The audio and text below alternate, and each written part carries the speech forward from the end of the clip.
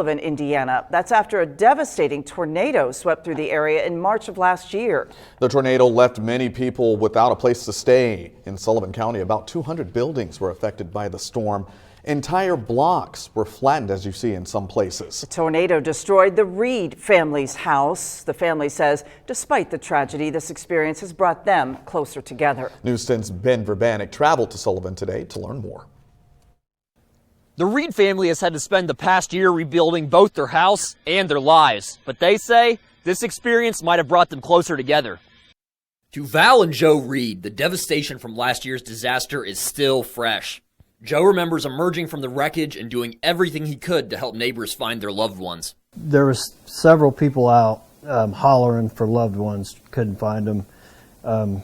My encounter with one of our neighbors that used to be across the street is, my kids are gone.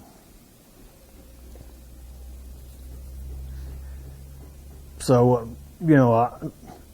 being the people we are, my first reaction is, let's find your kids right now. This was just the beginning of the neighborly love displayed throughout this disaster. The Reeds remember community members coming together to help clean up and get those affected back on their feet as quickly as possible. And just being there for us. It was, if we had ever thought about leaving, we wouldn't have after that, because that meant a lot to us.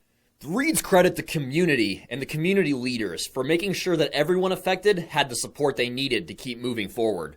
They also say this experience has impacted their relationship. It required them to lean on each other for support. It's made us to grow closer to one another, because when you go through it, you don't know if you're gonna make it or not. The Reeds didn't just have each other, they also had their faith, which the Reeds say was key in allowing this rebound to happen. We have a sign that says right up there, this house was this is the house that God built. That God built, and He did. Because